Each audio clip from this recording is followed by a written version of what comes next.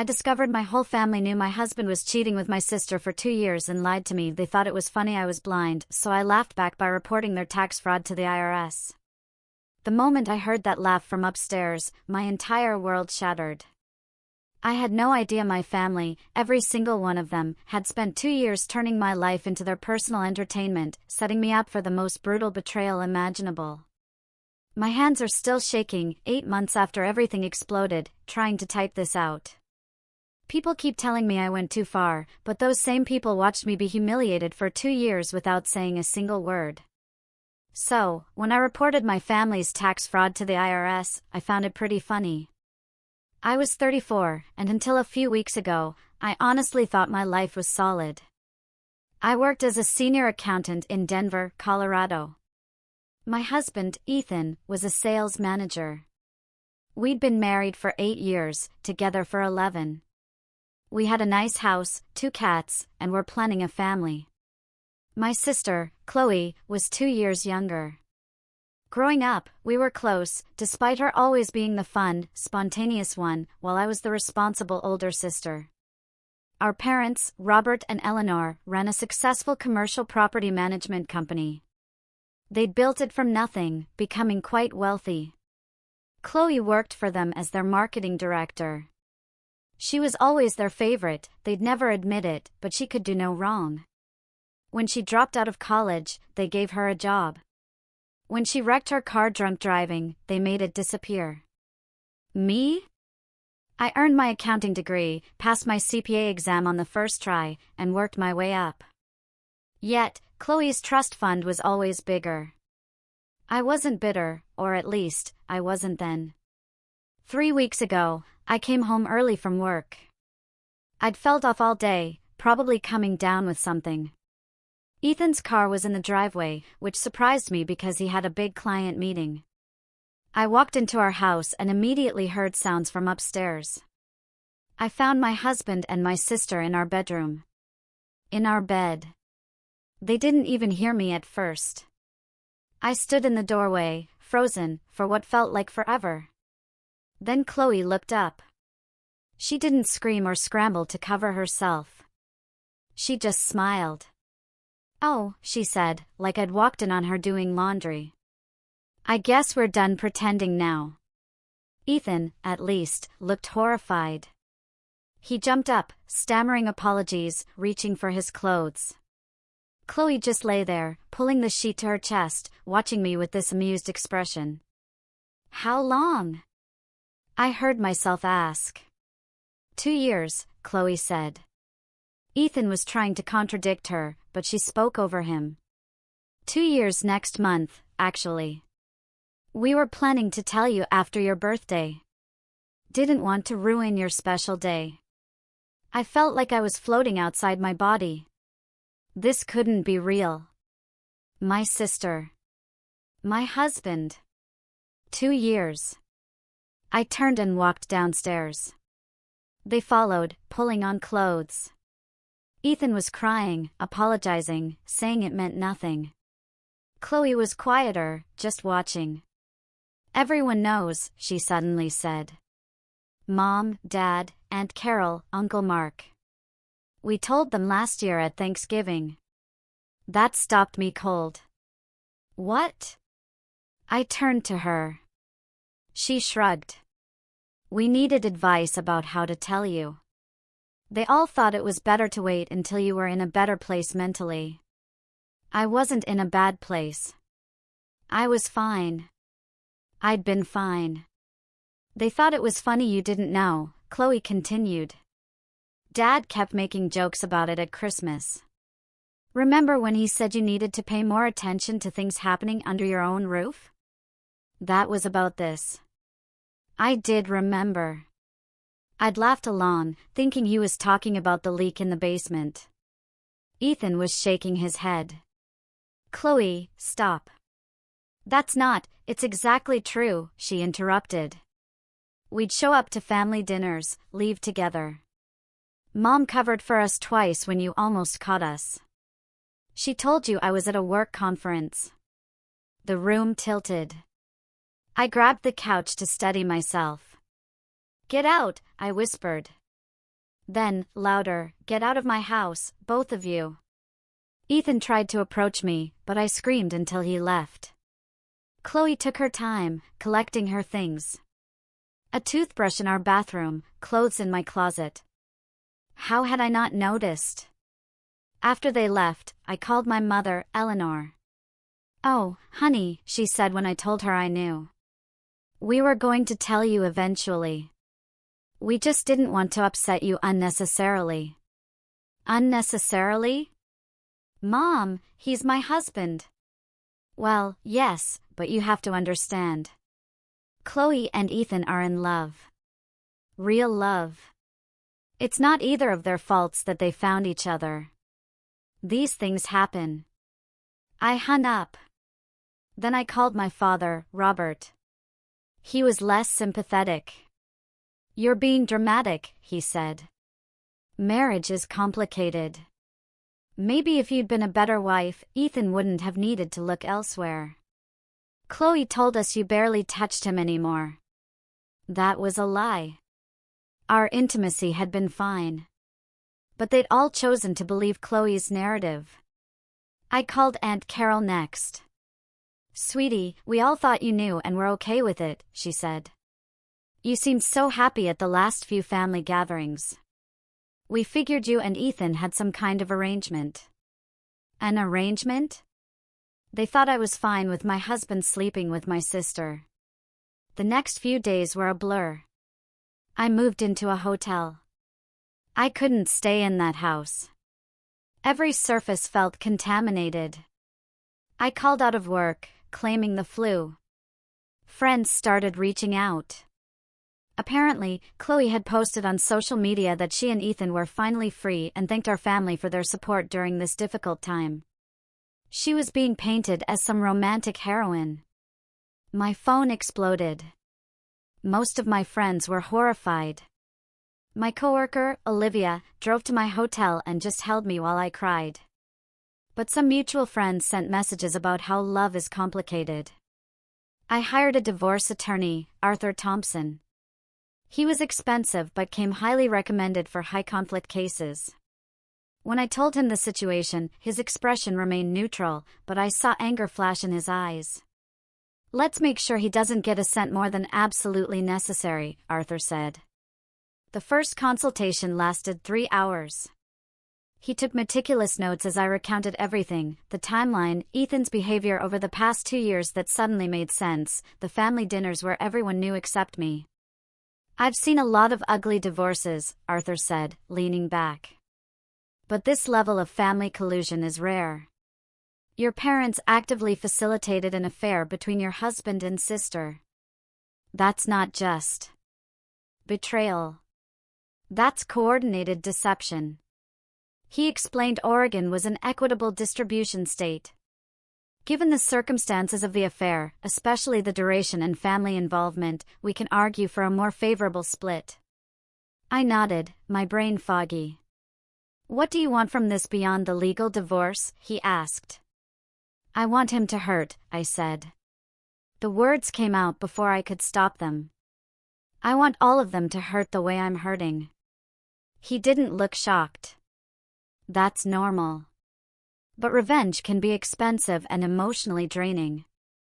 My job is to protect your interests legally. What you do beyond that is your choice." That conversation planted something in my mind. What did I want beyond the divorce? Ethan would survive. He'd marry Chloe, have the baby, move on. My parents would keep their business, their money. Chloe would be welcomed back as the golden child. And me? I'd be the family pariah, the bitter ex-wife, the jealous sister. Unless I changed the narrative completely. The thing about being an accountant is you notice patterns. Over 8 years of marriage, I'd noticed some interesting financial patterns with Ethan. His company had a generous expense account. I'd always thought he used it for client dinners. But I'd seen receipts, restaurants nowhere near clients, hotel rooms in our own city, charges on days he was supposedly working from home. I started going through our files with fresh eyes. Every casual receipt suddenly took on new significance. That client dinner 18 months ago? I pulled our cell phone records. Ethan's phone had pinged near Chloe's apartment all evening. The restaurant was 3 blocks from her. A business trip to Austin last spring? I found a deleted social media post from Chloe, a photo of Pike Place Market with the caption, "Spontaneous weekend getaway." Ethan had been in Austin that same weekend. The hotel room charges in Denver were the most damning. Why a hotel in your own city? I cross-referenced dates with his calendar and our shared family calendar. Each hotel stay corresponded to a night I was out of town or working late. They'd been using our home too, I realized with growing nausea. All those times he'd suggested I go to the gym or have dinner with friends. All those evenings he'd said he had to work late. He'd been giving Chloe access to our house, our bed. I made spreadsheets, color-coded by expense type and fraud probability. I cross-referenced everything. Numbers didn't lie. Numbers didn't gaslight you. The total Ethan had charged to his corporate card for the affair was roughly $43,000. That was a felony in Colorado if his company chose to prosecute, and a clear violation of his employment contract. My hands shook as I compiled the evidence. This was real. This would destroy his career. But Ethan's fraud was nothing compared to what I found when I dug into my family's business. I pulled every bank statement, credit card bill, every receipt I could find. Years ago, after I passed my CPA exam, my father, Robert, had asked me to look over some of their corporate tax returns. He wanted a second pair of eyes. I'd been flattered. I'd spent a week reviewing them, noting questionable areas. The maintenance companies jumped out. My parents' firm paid hundreds of thousands annually to various contractors, but several company names didn't exist or were registered to vacant lots. Discrepancies in occupancy reporting too, properties listed as vacant for tax purposes, but when I drove by, they were clearly occupied. I presented my findings. My father nodded. Good catch. Our accountant is getting sloppy. I'll have him correct these. I felt proud. I'd helped him avoid problems. He thanked me profusely. Then nothing changed. I'd assumed he'd handled it quietly. I trusted him because he was my father, and fathers don't lie to their daughters about federal tax fraud. Except mine had. He'd just gotten better at hiding it. But I still had copies of those old returns, and I still had access to their accounting software from years ago. They'd never removed my credentials. So I looked. Really looked. The property management company was a shell game. Funneling rental income through fake maintenance companies. Reporting properties as vacant when occupied. Claiming business expenses for personal purchases. My father had bought a boat and written it off as a company vehicle for showing waterfront properties. It was systematic, sophisticated, and absolutely illegal. He'd created an entire network of shell companies. 3 in Delaware, 2 in Nevada. Money would flow from the property management company to these shells for services rendered, then back to my parents' personal accounts as consulting fees. The fake maintenance companies, Summit Property Services, Cascade Building Solutions, all sounded legitimate, had professional invoices for work never performed. One property supposedly had a $50,000 renovation. No permits were filed. The roof was visibly old. That $50,000 simply disappeared into Summit's account, then resurfaced in my father's checking. Multiply that across dozens of properties for 5 years, and the numbers were staggering. The vacant property scheme was even more audacious. They managed 73 properties. Their tax returns claimed 18 were vacant. I called the listed addresses, pretending to be from the utility company. Every vacant property had active tenants. They were collecting rent not reported to the IRS. I found the boat records too, a $230,000 yacht, claimed as a business asset. I'd been on that boat multiple times for family trips. Nothing about those trips was business-related. The IRS has specific rules about mixed-use assets. He couldn't prove legitimate business use. He'd written off a $250,000 toy.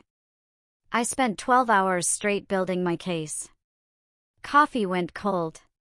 My phone rang repeatedly. Ethan, my mother, Chloe. I ignored them. This was more important. By 3 a.m., I had everything organized, a master spreadsheet linking every fraudulent transaction, supporting documents scanned and labeled, a timeline, even photos proving business assets were personal. The total tax liability I could prove exceeded $600,000. Federal taxes. Oregon state taxes would add another $200,000, plus penalties, plus interest. Civil fraud penalties could be 75%. Criminal penalties were worse. Prison time. I sat in my hotel room, spreadsheets covering the bed. I looked like hell, but I had everything I needed. My mother called that afternoon. "We're having a family dinner on Sunday," she said. "Your father insists you come. We need to discuss this situation like adults." "What situation?" "Your divorce from Ethan, and Chloe's relationship with him. We need to figure out custody arrangements." "Custody? We don't have kids." "Not yet. But Chloe is pregnant." The world stopped. "What?" "She's 8 weeks along. So, you see, this is more complicated than you're making it. That baby needs a stable family environment. Your father and I think it's best if you move back east, closer to your cousin Diane. Start fresh. We'll help you financially, of course. But you need to let Ethan and Chloe be happy." I couldn't breathe. 8 weeks. They'd known for weeks, probably when I discovered them. Chloe's smile in my bedroom suddenly made more sense.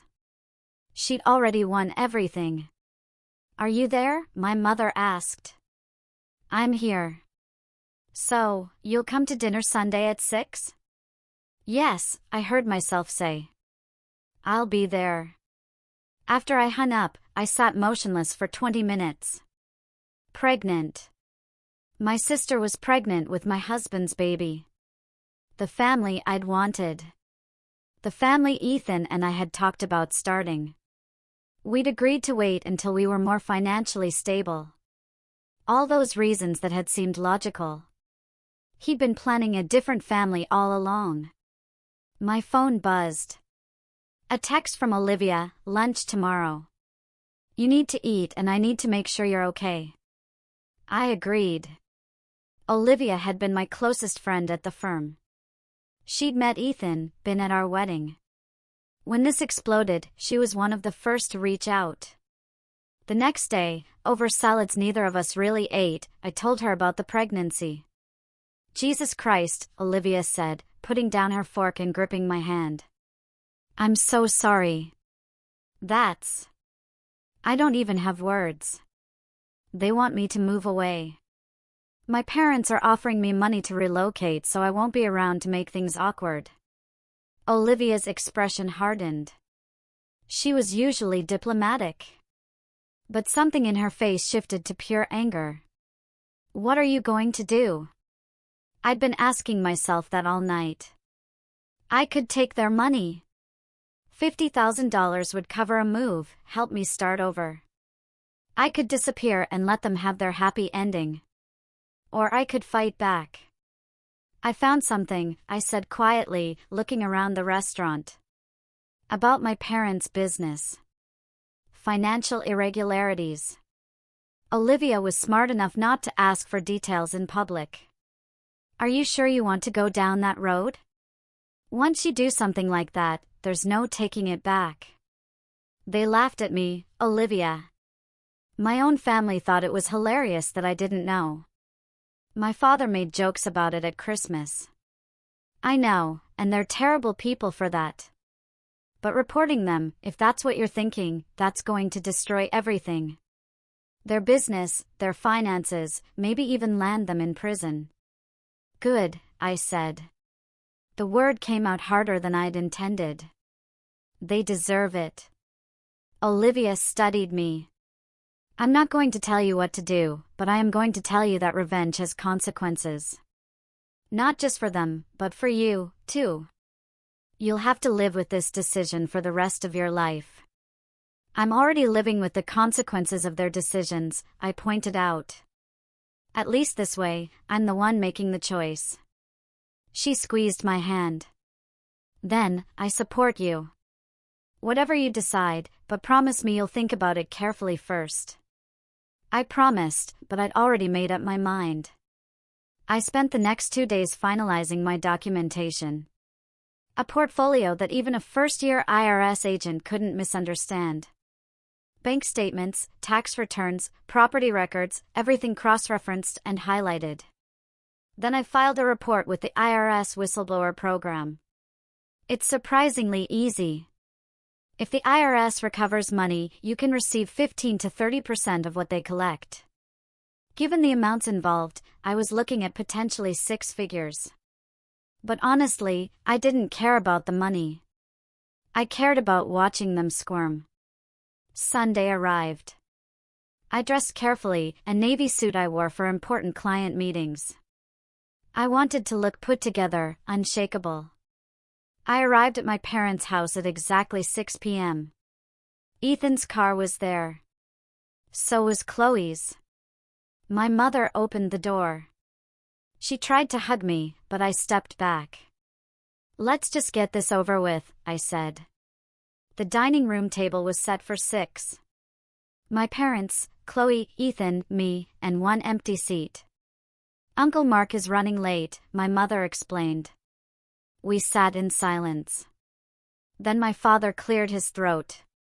Your mother and I have been discussing the situation, he began. And we've come up with a solution that we think will make everyone happy. I'm listening. Ethan and Chloe want to get married as soon as your divorce is final. We'd like to host the wedding here. Small, tasteful, family only. I nodded slowly. Go on. We know this is difficult for you, my mother added. So, we're prepared to offer you a one-time payment of $50,000 to help you relocate. Start over somewhere new. You're paying me to leave town so you can throw a wedding for my husband and my sister. Ex-husband, Chloe corrected, one hand on her still flat stomach. The gesture was possessive. Right. Ex-husband. When exactly were you planning to divorce me, Ethan? He wouldn't meet my eyes. We were going to talk about it soon. After she'd given birth to your child, or before? That's not fair, Chloe said. This is hard for all of us. I laughed. I actually laughed. It startled all of them. You're right. This is hard. You know what else is hard? Finding out your entire family has been lying to you for 2 years. Being told you need to move away so you won't make things awkward. Discovering that your own parents think $50,000 is adequate compensation for losing your husband, your sister, and your family in one go. Don't be dramatic, my father said. You're not losing your family. You'll always be our daughter, but you need to be reasonable here. Chloe and Ethan are building a life together. A baby is coming. What do you want us to do? Choose sides? Yes, I said simply. That's exactly what I want. I want you to. Choose the daughter who didn't betray the other one. My mother sighed. Life isn't that simple. Chloe needs us right now. She's pregnant and emotional. You're strong. You've always been the strong one. You'll be fine. I'll be fine, I repeated. That's what you're going with. Take the money, my father said, his tone final. Take the money, sign whatever papers Arthur puts in front of you, and let's move forward. The alternative is you getting nothing and us moving forward anyway. I stood up. All eyes turned to me. I'm not taking your money, I said. But I do have something to tell you. They waited. Chloe was smirking slightly. 4 days ago, I filed a whistleblower report with the IRS regarding your property management company. I provided them with 5 years of financial records documenting systematic tax fraud. We're talking about more than $500,000 in evaded taxes, not including penalties and interest. The silence was absolute. My father's face went white. You what? I reported you to the IRS. They should be contacting you within the next few weeks to schedule an audit. Given the amount involved and the clear pattern of intentional fraud, there will likely be criminal charges. Tax evasion on this scale usually results in prison time. 3 to 5 years is standard. My mother made a small sound like a wounded animal. You're lying, Chloe said, but her voice shook. I'm an accountant, Chloe. A CPA. Do you really think I don't know how to document financial fraud? I have copies of everything. Bank transfers, false invoices from those fake maintenance companies, property records showing occupancy when you claimed units were vacant. That boat Dad bought and tried to write off as a business expense. All of it. You vindictive. My father said, standing. This is because of Ethan. You're willing to destroy your family's business over a man. No, I said calmly. This is because my family thought it was funny that I didn't know my husband was cheating on me. This is because you covered for them, lied for them, and then tried to pay me off to disappear. Ethan hadn't said anything. He sat frozen. The IRS takes whistleblower reports very seriously, I continued. Especially ones with this level of documentation. They'll freeze your assets during the investigation. The business will be shut down. Your personal accounts, too, probably. All those properties you manage? You'll have to explain to every landlord why you can't access their funds. You can't do this, my mother whispered. Please, we're your family. You stopped being my family when you decided Ethan and Chloe's happiness was more important than basic honesty. When you laughed about me not knowing. When you treated my marriage like it was a joke.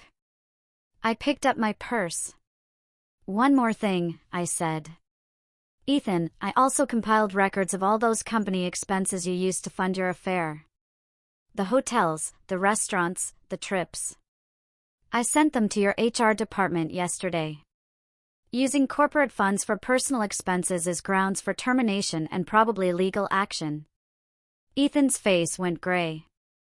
No, you didn't. I did. Check your email. You should have received notice this morning that you're being placed on administrative leave pending an investigation. Chloe stood up so fast her chair fell backward. You can't do this. I'm pregnant. We need Ethan's income. You should have thought about that before you decided sleeping with my husband was worth it.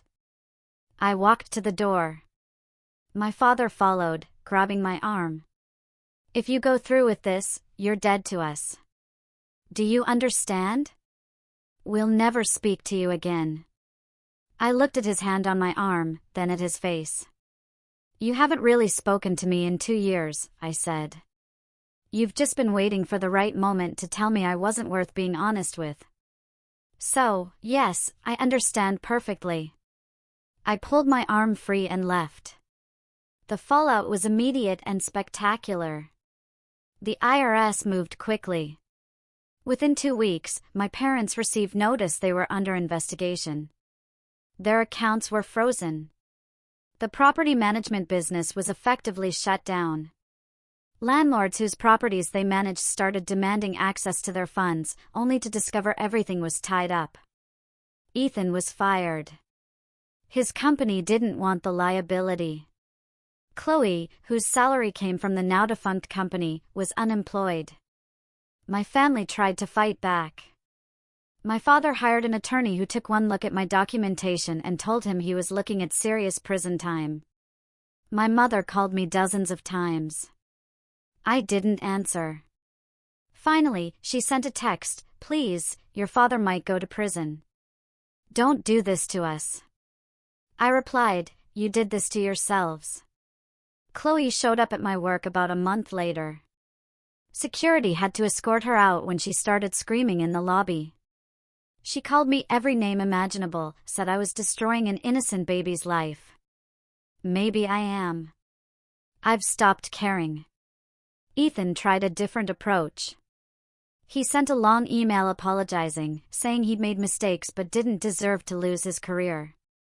He offered to testify against my parents in exchange for me dropping the complaint against him. I forwarded his email to Chloe without comment. The divorce is proceeding. Arthur is doing excellent work. Ethan has no money for a good attorney. Arthur estimates we'll be officially divorced within 8 to 10 months.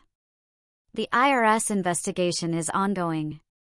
My contact at the IRS has told me unofficially it's a solid case. My father is likely to accept a plea deal that includes prison time and full restitution. We're talking over $1 million at this point. His preliminary hearing is scheduled for 6 months from now. The whistleblower reward will take longer, but I should see something substantial. I'm planning to use it as a down payment on a new house somewhere none of them know about. My extended family has fractured. Aunt Carol tried to play mediator, but I shut that down.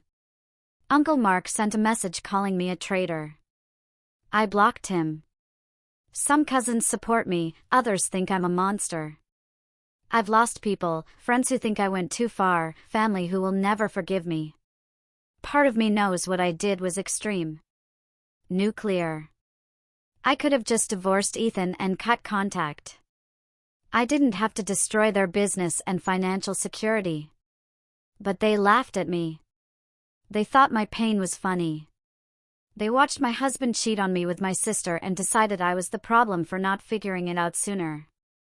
So, no, I don't regret it. About 3 months after everything exploded, I got a text from an unknown number. It was Chloe.